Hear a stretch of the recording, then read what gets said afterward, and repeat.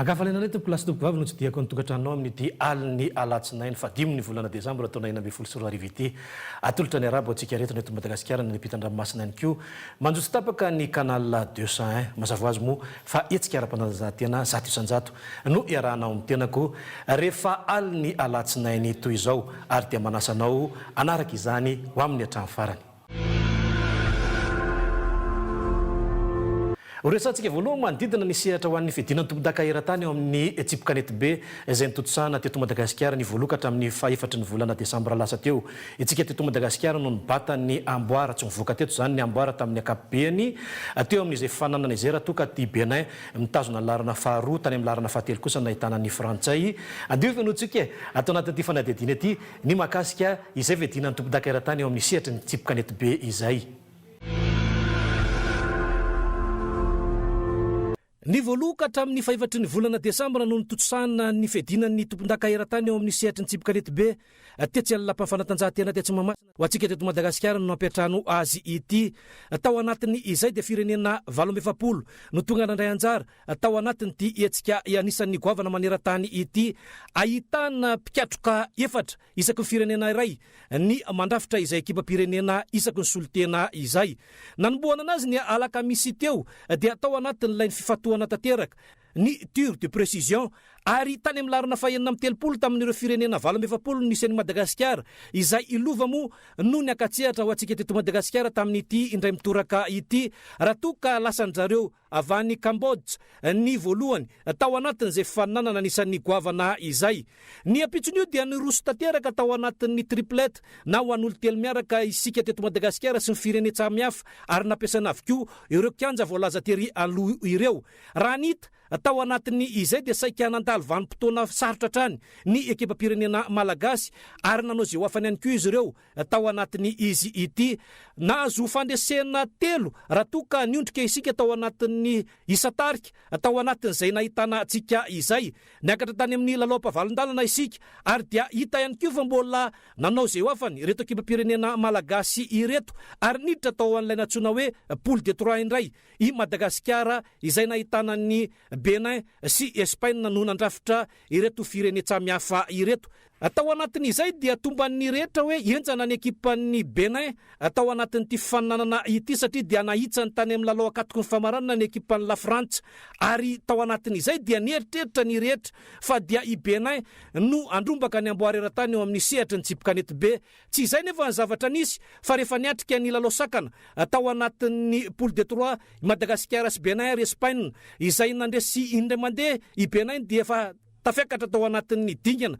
tany amin'ny akatoko ny famaranana. Raha toka resiny Espagne ntsika tamin'ny fidinana voalohany dia tsy maintsy niatrika lalao sakana satria dia niondrika teo anatrihan'ny ekipan'ny Benin i Espagne tao anatin'ny izay. Ny samy resy zany no miatrika izay lalao sakana izay ary tao anatin'izay dia tafavoaka ho mpandresy i Madagasikara ny karany tany amin'ny lalao akatoko ny famaranana sy ny famaranana ihany koa tao anatin'ny izany. Enjana ny dingana no lalovan'ny ekipa-pirenena malagasy raha ny fanazavan'ny tompon'andraikitra sy ny mpilalao ihany koa izay isorana manokana i Mim Sasieri nanosolova izay niaro volonam-pirenena tao anatin'izy ity na dia nisy arany ny orakoraka izay natao tamin'ireto ekipa-pirenena malagasy ireto ary saika tsy mifantoka kely ny sain'izy ireo tao anatin'ny izany nefa dia ny fanakianana toy ireny no anisany singa iray nantsin'izy ireo ny diany tao anatiny toy fananana anisan'ny goavana itony. Atreo zany rehefa niatrika ny lalao famaranana i Madagasikara ny omaly alahady nanomboka tamin'ny efatrora fiodinana fahasivy vo hita no mivoaka ho mpandresy tao anatin'ny izany. Raha nitarika tamin'ny isa roa isika teo am-piandohana dia vetivetika dia sahala izay isa izay aveo indray dia nahazo isa telo i Madagasikara ary niakatra trany io isa io tany amin'ny isa 12 vo nahazo isa telo indray reto ekipan'ny Benin ireto ary tao anatin'izay ny rehetra dia fa nieritreritra fa i Madagasikara no andrombaka izay amboara eran-tany eo amin'ny sehatra ny tsipikanety be ity. Teo zany dia nanao zay hoafany ihany koa reto ekipan'ny Benin ireto nefa dia tsy afaka teo anatrihan'i Madagasikara noho ny tosika marobe avany amin'ny vahoaka malagasy tao an-damosiny tanteraka ho an'izy efatra amin'ny rahalahy ireto. Tsara fanomanantena ny ekipa-pirenena malagasy na dia misy ary ny olana sy ny fitavozavozana ho ny tompon'andraikitra teny anivon'ny federasiona sy ny tale teknika nasionaly ihany koa ary indrindra ny mpanazatra inona sy antenana fa isy ny fanovana ny teknika amin'ny sehatra manaraka eo amin'ny sehatry ny tsipikanety be ao anatin'izay fanana iraisam-pirenena izany. Isika teto Madagasikara zany no nandrombaka ity andian'ny fa-17 ity ary teo amin'ny larana faharoa nahitana ny Benin, raha toka tany amin'ny larana fahatelo kosa nahitana ny tompon-daka eran-tany farany teo dia la Frantsa izany. Zava-dehibe araka izany ny fifaninanana toy itony ary mendrim-piderana trany ny ekipa-pirenena malagasy tao anatin'iny hetsika lehibe ho an'ny fedina ny tompon-daka eran-tany ho an'ny sehatry ny tsipikanety be iny. Tsara dia tsara ny fanomanana na ho an'ny kianjo io, na ho an'ny fandraisana ny vahiny ihany koa, na ho an'ny fitaterana ho an'ireo firenena samihafa izay tonga nandray anjara tamin'ny fifaninanana ho an'ny fedina ny tompon-daka eran-tany iny. Atreto zany dia nanakoako ny eran-tany iray izay anaran'ny Madagasikara teo amin'ny sehatry ny tsipikanety be ity tateraka lay tenin'izy ireo tany amin'ny volana oktobra hoe tsy hivoaka eto Madagasikara ny amboara sy ny metavolamena ao anatin'ny ty fedina ny tompon-daka eran-tany andian'ny fa-17 izay atao eto amintsika ity ary dia mazava izany fa miporifon'izy ireo atao anatin'ny famendrehana tateraka izay rehetra izay. Izay zany dia mikarakara grand tournoi international potentiel triplete boss le izy constitué un boss de plus de élite izay atao amin'ny CVT Mahamasina manomboka rampitso amin'ny 10 ora ao amin'ny CVT Mahamasina. Raha ao ihany koa nanaovana ny phase finale dia amin'izany dia hisy loka lehibe izay arahanay amin'ny potentiel izay amin'ny fotoana io ka izay indrindra no mitondranay an'ireto hoe hanazavazava izay tokony andraikitra avy amin'ny potentiel. Miarabantsika malagasy iray manontolo ny tenako moa zany dia gasy makaravonahitra ny ivelany ary représentant ny potentiel izay marque italiana vao tonga tamin'ity taona ty ka izay ny atongavana eto izay ampahafantarana antsika rehetra ka rapitso izay efa confirmé ny data teo zay ny concours izay ho atao amin'ny CBT ka miangavy atsika mba ho tonga maro ary haka fafinaretana ary faly amin'izay concours ataontsika zay dia io koa anisan'izany koa présence ny équipe gasy izay champion du monde donc faly izahay manasa anareo ho tonga maro. Ary mariako moa fa maro ireo vahiny izay nandray anjara tamin'ny championnat du monde teo mbola andray anjara ihany koa amin'ity fifaninanana grand tournoi international potentiel ty. Anisan'izany ny ekipa ny Monaco sy ny Bedabe somary voatanisa ireo mbola andray anjara eo fa somary misaratsara ka moa izy ny ray lalao amin'io satria izay le hoe fahalahina ao anatin'ireny laokanety be. Fa eo amin'ny tontolo ny baolina lavalava kosa indray vita tanteraka ny fifidianana teny anivon'ny section sy ny ligue vaovao tanteraka izy ireo iroso anatin'ny fédération ihany koa isika amin'izao fotoana izao manakambara ireo kandida mirotsaka ho fidiana ao anatin'ny izany. Atotosa somatsara tetsy Mahamasina ihany koa ny faninanana tao anatin'ny fifidianana teny anivon'ny ligue d'Analamanga ao anatin'ny tontolon'ny baolina lavalava. Kandida dimy no nilatsaka ho fidiana tao anatin'ny izany. Nisy ny fampelezan-kevitra 10 minitra anjaran'ny tsiraray no nandresy lahatra ireo mpifidy nisa 7 izy ireo nampitoviana lanja teto ny section sy ny filohana club satria dia ny section izay voafidy misy 4 izy ireo raha toka ny filohana club misy 3 nahitana ny 3FP ny Besetroko ary ny Flevana Vetsy Manjakaray na ny FTM izany. Tao anatin'izay fampelezan-kevitra izay dia nanazava ny tompon'andraikitra teny anivon'ny ministera fa azo irosoana tsara ny fifidianana toy itony satria dia manaraka izay fenitra takin'ny ministera mpiay ny fanatanjahantena eto Madagasikara amin'ny akapobeany. Tao anatin'izay fametrahana ny filohan'ny ligue d'Analamanga ho amin'ny ankehitriny dia tsy tonga ihany koa ny filevana avy amin'ny Besetroka satria dia noho ny antony maro isan-karazany sy ny tsy fitovikevitra ihany koa tao anatin'ny izy ireo. Enina zany teto no mpifidy tao anatin'ny ty fametrahana ny ligue d'Analamanga ity fantatra fa vato enina ihany koa no manan-kery tao anatin'ny izany. Lasa ny Ravelo Jona Andry Lapi ny 4 tamin'izy ireo raha toka lasa ny Rakotomanala Jean Olivier DVV ny isa 2 mipetraka eo amin'ny filohan'ny ligue d'Analamanga zany ny filoha vaovao. Ravelo Jona Andry efa ela be nanomana izany ligue d'Analamanga zany dia tonga safidy dia amiko dia fandresena amin'ny tontolo rugby eto amin'ny ligue régionale rugby Analamanga zany zao fandreseo zao dia fala fampizaly zany amin'ny tontolo rugby fandresena amin'ny tontolo rugby io fa hotsotsobona manokana zany section manomboka zao teny dia ny fiarabana ny filohan'ny ligue vaovao Ravelo John Iandry aleo alasana amin'ny andraikitra Makadiry Goavana atao anatin'ity tontolon'ny taranja rugby ity ny teny sy ny afatra fotsiny dia jerevy tsara le namana amin'ny avy dia jerevy le namana amin'ny havanana zay dia faharoa tsy haiko ny sotra voalohany amin'ny le ray ao ambony zay nahatotosa sy nitondra mbavaka an'ireny rehetra ireny manaraka izany solotenan'ny ministera zay solon'Andriamatoa Taleniny régionaly ny tanora sy ny fanatanjahantena eto Antananarivo. Ary hita amin'izao fotoana izao fa miova fenitra mahery vaika ny tontolon'ny baolina lavalava. Ny rahantsika nahita ny tao anatin'ny fifidianana ho an'ny section izay olom-baovao tanteraka no mitantana izany. Dia mbola olom-baovao tanteraka ihany koa zany Ravelo John Andry izany nefa fantatry ny rehetra ao anatin'ny tontolon'ny baolina lavalava. Fa misy ny fair play ao anatin'ny itony fanatanjahantena itony na dia ny tanany larina faharoa ary tomanala Jean Olivier DVV tao anatin'izay dia nametraka izy fa tsara dia tsara ny fametrahana ny fifidianana ary tamin'ny alalan'ny bulletin unique no nanaovana ity fifidianana ity. Atreto zany dia andrasan'ny rehetra indray ny fiovam-penitra mahery vaika ny anivon'ny federation satria dia fantatra ihany koa fa isy ny irotsaka fidiana ao anatin'izany. Efa nametraka ny tontataratasy voalohany teny anivon'ny federation malagasy Rakotomanga Santoni Ismael nametraka sy nanoro-tsotra izy tao anatin'ny izany fa mandeha amin'ny tsy tokony ho izy ve ny fitantanana izay federation izay satria dia ny mahavarina ny rehetra dia saika tao anatin'ny federation zay tsy nametra-pialana no nanaterana ny tontataratasy rehetra ary tao ihany koa no nandrotrahana izay vola izay tamin'ny alalan'ny compten'ny federation ary ny rafi-pitantanana rehetra misahana ity fifidianana ity dia mbola ireo rafitra mipetraka ao anatin'ny federation ihany. Tsy misy zany aloha hatreto lay voamera maleo tena misahana ny fifidianana ao anatin'ny federation fa apimamba no ataon'ny Rakotomalala Marcel amin'izao fotoana izao. Teo dia nametraka ny fitoriana sy ny fitarainana ary ny zavatra tsy mety ihany koa teny anivon'ny Bianco Rakotomanga Santoni Ismael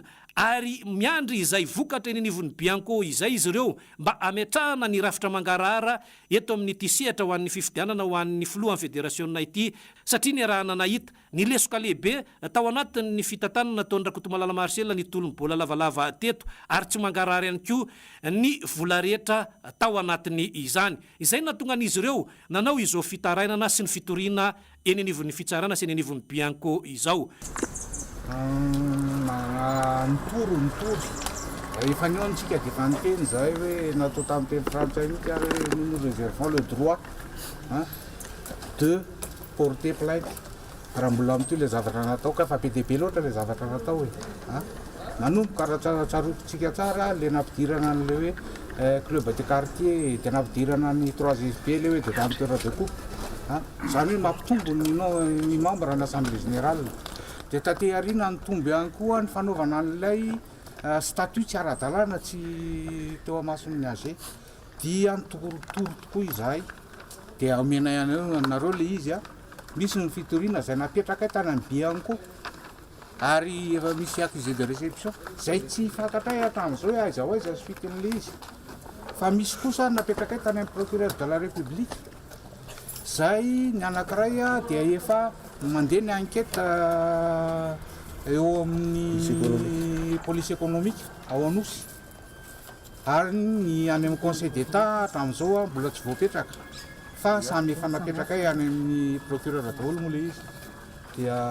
zay nga mampanazavana le hoe fa naninona no nitoro misy koa fitoriana nataonay tany amin'ny IRB. Fantetsikila ilan'izay dia tonga ihany koa Rakotomalala Fianoasina Rivoniantsa izay anisan'ny candidat ilatsaka ho fidiana ao anatin'ny federation. Mila olona sa metraka fampandrosoana ihany koa ho an'ny Madagasikara tsy sabatrina ny tena nalamanga akory fa neveriko fa ny zava-dehibe amin'izay fotoana izao ny fandrosoana rugby araky ny faritra manerana Madagasikara zany ka izay ny antony tena mampitomana irosaka anatin'ilay fitantanana federation malagasy rugby. maro ny mbola tsy vaovao anatin'izay tontolony baolina lavalava izay ary ametraka rafitra vaovao raha ny fanazavana nataony Rakotomanga Santoni Ismael sy Rakotomalala Fenoasina Rivony Antsa amin'ny ity tontolony baolina lavalava eto Madagasikara ity ametraka izay rafi-pitantanana mangarahara izay izy mirala raha toka tonga eo amin'ny sehatra ho an'ny fifidianana ho an'ny filohan'ny federasiona eto Madagasikara antenana sinoana nefa fa hiara iasa ihany koa ao anatin'izay tontolony baolina lavalava marary izay nitondrany Rakotomalala Marcel izay taona lavabe izay izy ireto raha ny fanazavana ny ombonana hatrany. Fa eo amin'ny Ayady taekwondo ITF kosa indray dia niditra teo amin'ny andro faharoa ny fanana tamin'ity hetsika anisan'ny goavana tetsy amin'ny kianjan'ny tafina Korondrano ity. Ny angidemo anisan'ny manome sehatra eo amin'ny sehatra iraisam-pirenena sy ny eto anatiny ihany koa ary dia nahavelombolo ny fanana rehetra tamin'izao indray mitoraka izao. Fenoantsika eo anatin'ity fanadidina ity arany ny makasika izay. Tetsy amin'ny kianjan'ny tafina Korondrano nanatotosana ny andiany faharoa tao anatin'ny angide ITF taekwondo izy ity betsaka ny mpandray anjara tao anatiny izany ny siosehatra ihany koa ireo mpiangaly tao anatin'ny fitandrona ny filaminana amin'ny akapobeany izay karakarainy zareo sinoa na raha navakotrazana ihany koa izay rehetrarehetra izay ary ny fampisehoana anisan'ny avaka nataon'ny angide tao anatin'ity fananana ity afa-po ve ny mpikarakara. Fankalazana aloha dia azo atao hoe mahafinaritra satria nampisehoana avy teknika amin'ny ankizy ny voalohany ary ny faharoa nisy olona maromaro nandeha anjara tamin'ny fampisehoana izay hitantsika teo anisan'izany ny association policière Madagasikara sy ny mpanao valisoa Jona Kapamo anisan'ny namana mpiara-miasa dia tamin'ity aloha ny ankizy nandeha anjara zany dia nisy teo amin'ny 105 compétiteurs teo amina club foot. Nakabe aloha dia nizotra tsara araka ny tokony araka ny eritreretana azy ny fizotra ny lalao ary manao rehetra ihany zany ny ofisiera magnano ireo olona fanoana sponsor sy ny mpiara-miasa.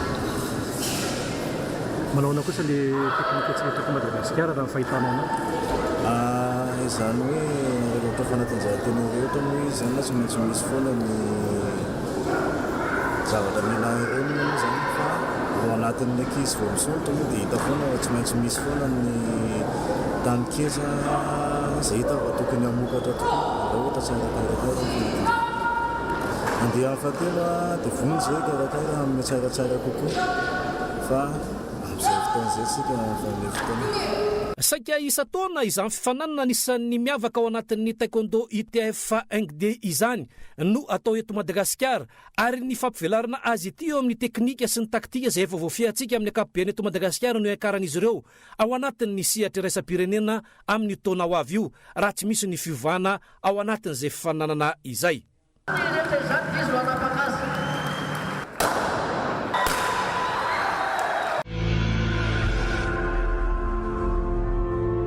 Fa eo amin'ny baolina kitra kosa indray dia fantatritsika baovola izay tsoviana amin'ny rehetra eo amin'izay tontolon'ny baolina kitra izay mahita sy mahatsapa ny marariny tontolon'ny baolina kitra izy ary manana vahaolana ihany koa eo amin'izay fampandrosoana izay. Nitsikilazay ny fanana tany amin'ny fatra Atsimondrano iny dia totosa somatsara ihany koa tao amin'ny kianjana Karobato ny fanana ho an'ny Adombomfa izay fitiazana tanora ity resaka ity ireo fanadidina roa ireo no arahantsika ao anatin'izay sehatra ny baolina kitra izay. Fa tetsy amin'ny komina Karobato fokotanina Ambodivoanjo nanatotosana ny lalao famarana reta tao amin'ny fatra Atsimondrano iny teo amin'ny sehatry ny baolina kitra lalaovan'olona sivy Adombomfa izy ity nisy ihany koa ny amboara lehibe sy ny baolina kitra no zarainy ny tompona andraikitra tao anatiny izany. Ireo komuna sy ny organisateur ato anatin'ny komuna dia marisy lahatra dia mifanoana sy mifanampifony izay hatramizay ka hatramizao ary ny tena farany dia makafy any atao hoe lalao baolina kitra hatramin'ny atao hoe kely indrindra ka hatrany amin'ny lehibe indrindra ary mandray anjara amin'izany daholo ny mponina ity dia mahafinaritra izay dia izay no ilazako hoe kianjan'ny fifankatiavana zany natao hoe mampifankatia ny tanora ty amin'ny faritra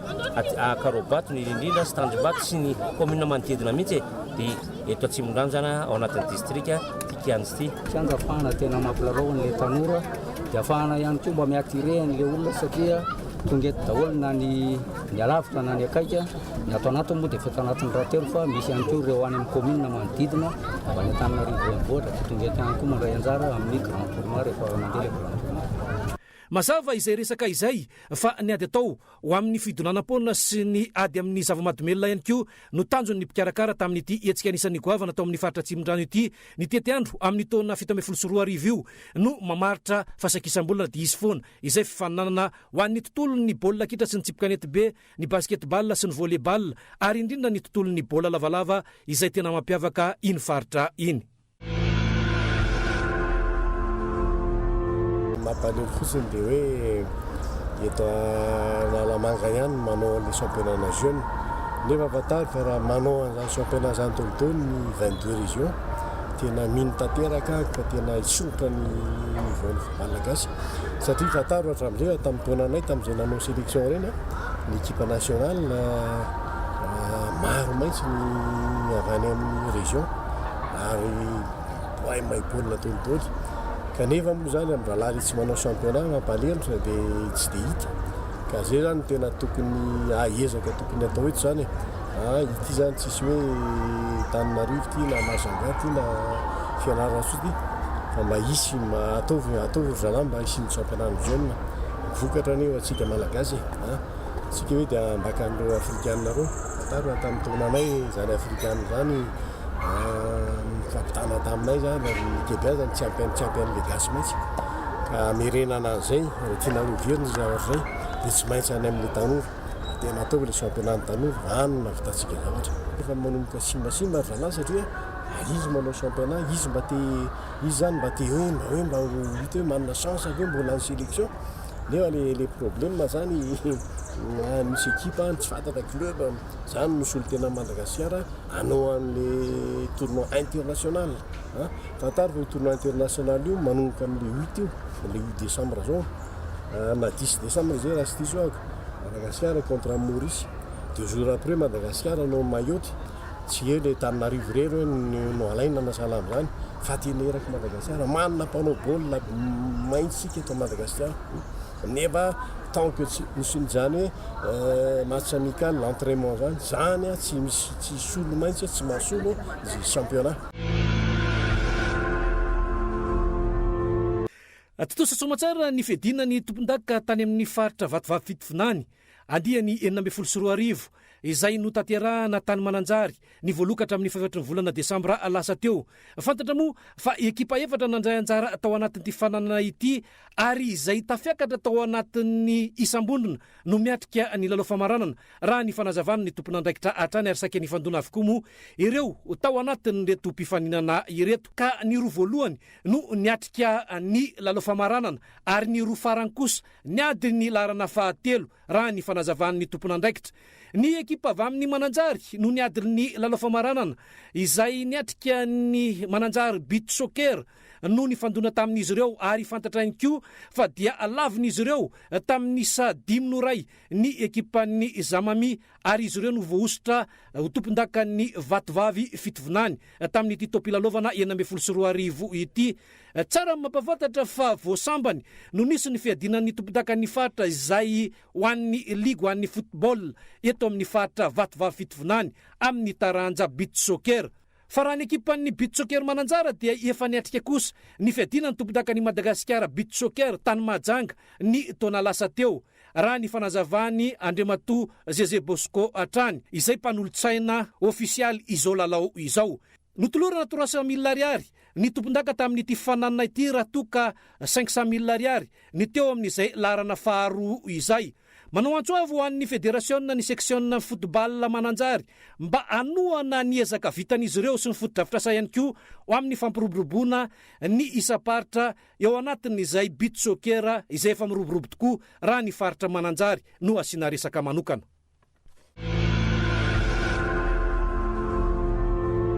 Eo amin'ny familiana fiarakodia kosa indray na lanatsoina hoe salalom dia hiakatsihatra ihany koa izy ireo amin'ny farany herinandro ho avy izao betsaka ny mpandray anjara voafiatsika tanteraka ihany koa zany sihatra ho familiana fiarakodia izany ny fanadihadiana iarahany amin'ny ekimkoloro no amianontsika ny resaka. voalohany aloha amin'ity taona ity dia hafa indray aloha zatra hitrangana dia eny a Bevalala ny slalom amin'ity mamarana ny 9e mars ny championnat. Ny fandehan'ny fizotran'ny lalao dia lasa chance miveritra aloha zany le izy tonga dia teo aloha tenenina amin'ny fifaninana rehetra dia misy zavatra kely miova koa anatin'ny le déroulement zay tsy maintsy ilaharan'ny cross car sy ny tomobile amin'ity zay mitovy temps zany mifanakaikaiky dia ampilaharana amin'ny tomobile ny cross car fa zany hoe tsy miady amin'ny championnat fa samy manana ny championnat samy manana ny point reo fa isin'le ambiance ozy ny tena vazaha dia atao an'izay le izy mba hoe ny cross car nge mba mitovy amin'ny tomobile fa tsy hoe akory hoe kalesy satria moteur hitovy ihany tsy misy itovizany be da be. Zay ny sabotsy dia ny lahady moa zany dia arakarak'izay zahatra mitranga eo maraindraina ihany ny alahady ny sabotsy amin'ny ena sasany manomboka ny VAVT dia amin'ny fito sasany manomboka ny course ho antsika le zay mpijery satria zany dia isy ambiance kokoa zany amin'ity indray. Ny piste en total 1 km 600 manao an'le izy zany hoe manao piste A anao dia aveo mivadika piste B sa ve zany au total iverin'indro satria zay le manche zany manao A dia manao B zany raha manao piste A anao dia aveo mifamadika le tomobile roa en parallèle manko le izy fa tsy mandeha tsiraray mba zay hoe isin'le ambiance. Ny règlement dia ny règlement standard ny slalom ihany zany hoe fotsiny hoe misy mikely mba mitsinjo an'le olona ohatra hoe tsy afaka ny sabotsy ny concurrent afaka manao ny alahady izy fa ny manche ny zay vitany ihany le manche anankiroa tsy maintsy fitainy zany le A plus B dia ohatr'izay dia iny ny raisina amin'izay tany amin'io fotoana io piquet tsy nasiana satria efa mafimafy ihany le ao dia aleo tsy asiana piquet mba tsy isin'le hoe misy point very hoe sina fa tsy asiana piquet le izy satria fa misy tracé. Ny havana dia mba miantso ny le olona zay tia le sport mécanique tian'le slalom moa raha mahita fa zavatra hita daholo le parcours tsy ohatran'ny rally zay hoe spécial ray na roa no hitany tena fa tia hitanao daholo fandehan'ny ny course dia mba miantso ny olona zany mba le izy koa tsy natao zavatra be hoe lafo be ny fidirana etc fa mora dia mora ho an'ny tomobile atao 2 ariary le izy dia mba ny parking.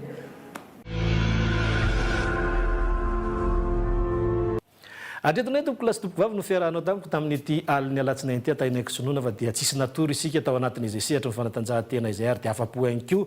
ny piti ny sehatra ny fanatanjahantena fakasitrana no atolotra ho antsika rehetra fakasitrana manokana ihany koa ny atolotra ho an'ny Jacquelin sy Ihaja raha betafika sitsymina ampitasaritra ny fifatana tokatrantsika tany tsy adino ny mpampiakanjo ny sport mbola izy dia mirary ihany koa ny tenako raha mirary ny fakafizantsika ty fahitalavitry ny kolo ty satria dia mbola betsaka ihany koa ny arahantsika amin'izao alina izao izay atoromo dia mahita toromaso sambatra ho antsika rehetra efa amin'ny fotoana indray ho amin'ny heriny an'io toy izao indray tompo lasy tompo vavy samy tsara topoka.